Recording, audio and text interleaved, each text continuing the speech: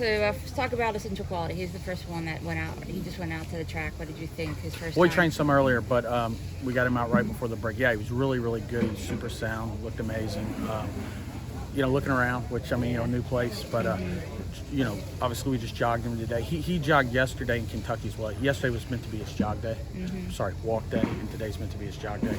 So just wanted to kind of see how they settled. And they got him really, really late last night, but, we just jogged him, and he handled everything really well. It was a long day for him yesterday, but they all seemed, they all definitely wanted to come out and walk this morning. Walked them all this morning for a little bit.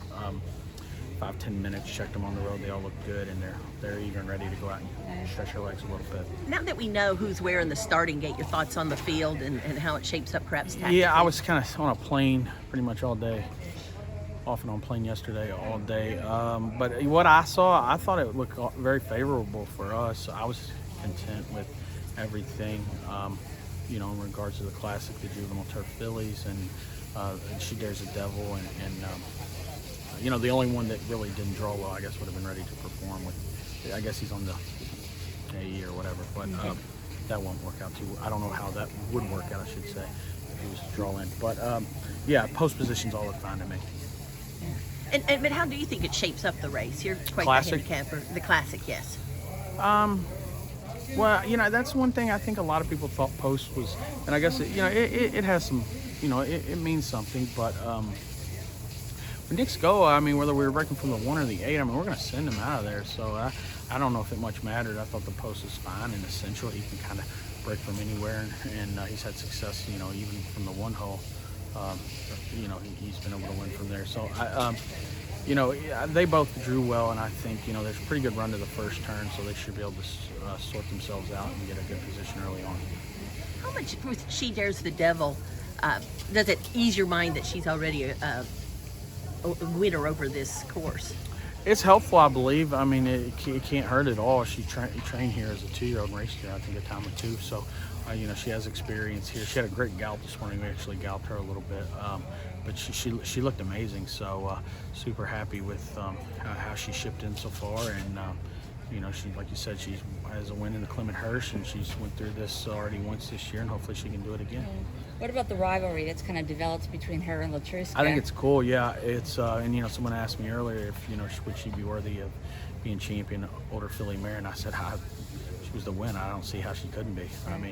Her campaign this year, it's been very, very good. She's won 2 Grade 1s, and she's obviously and she beat Latruska. It's 1-1. So this is a rubber match, and if she was to come out on top, I think you'd have to take being a fan out of it and look at the body of work. And if you win the distaff and you've defeated the other filly twice, and you've got 3 Grade 1s, I don't know how you can be a champion. But listen, that's just that's talk for the fans and the voters, and we're happy about looking forward to the challenge, and hopefully it works out for us. One thing she's got in her favour is obviously a win here at Del Mar as well, right? Yeah, huge. Yeah, she likes it. She showed she liked it here. Obviously a bigger, tougher race this time around, but she's training really well. We've been pointing for this. I told someone earlier, we've been pointing for this race for Shedaresthedevil basically since the day after the Spinster last year. Decided to pull the plug on her, give her a break, and campaign her this year, and try to get her out here and have her peak in November, and hopefully it'll work out. Bob. And what about Juju's map? Juju's doing great. She's had 2 works since the Alcibiades, and she seems like she's moved forward. She's trained extremely well at Churchill. She's going to train a little bit later, and excited about the opportunity. I thought she drew well. Obviously, I think she's co-second choice. I thought that made a lot of sense. And, not a big field. It's going to be, I think the position is going to be very important going into the first turn, feeling a little relaxed going up the backside, and hopefully, we'll see. I do know the filly will get the distance. You don't feel very confident she can get the mile and 16th and 2 turns, and excited about that race on Friday. Your first horse for Dennis Alba's stable, and just your thoughts on that and trying to get him his first Breeders' Cup win. Yeah, that would be awesome. He's just started working with him in the spring. They've been fantastic to work with. They take the bad news as well as they take the good news, and they're because I do have another horse for him that just hadn't quite made it to the races, had some setbacks, and really classy people to deal with, and they put a lot into the game and had some success, and hopefully this filly can earn herself a championship. How much she's only raced twice, or three times. She's only raced 3 times, and she's 2 for 3. And I mean, how much upside is there if she keeps? Yeah, no, she's she's by a very good sire and Williams Map, and it's she's a filly that hopefully once we get through Friday, we'll probably regroup and hit the reset button, and then turn our attention toward the Kentucky Oaks. Any extra pressure since she's named for Jason's daughter? Not really. No, I try not to put too much thought into that. But I mean, she's a good filly, and I think she's got a big shot. Brad, back to the Classic for a second. This race and with all the well-publicised speed that's going to be on seems to map perfectly for Essential Quality. What's your thoughts? I think it does set up well for him. I think he's, Louis obviously knows him extremely well, and will put him in a good position. That's the one great thing about Essential. He's able to, adjust to the pace, and that's what makes him so dangerous each and every run. So, we'll probably get a pace similar, or maybe even hotter than it was in the Kentucky Derby. Now he's going to have to, probably run chase mode a little bit come Derby day. He's going to have to relax a little bit and shut off and relax. And once he relaxes up the backside, start making his run, and he should be around at the end. Horse players are having a little bit of difficulty separating Knicks Go and Essential Quality in terms of favouritism. Can you help them out? Nope. No, sir, I cannot. But excited about being in the position with both horses, and I see what they see, and it's no secret that Knicks Go's going to be on the lead, and if they back up, Essential's probably going to be in the mix. I think he's got a good shot at coming on, and if Knicks Go is on his A game, he'll be hard to run down. Bottom line. So if you had $10 to bet on the race, where would it go? I bet 5 on both of them to win. You can box them in the exact. Yeah. The old saw about go to the front and improve your position. That's easier said than done. How unusual is it for a horse like Knicks Go to use that speed and get that separation and go fast and keep going without capitulating?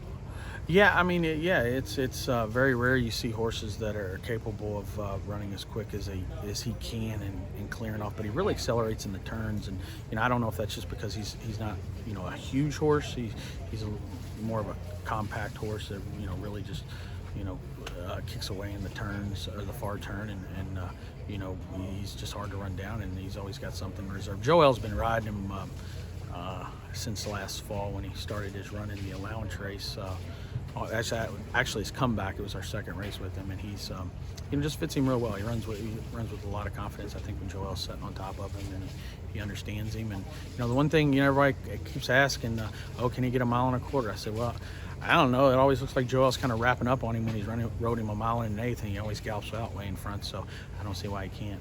How many times have we seen these horses have been brilliant in 1 mile and 1/8, and you say, oh, I don't know about the 1.25 miles, and then their speed goes even farther. Yeah, there's no doubt about that. I've always said, anytime you watch the Triple Crown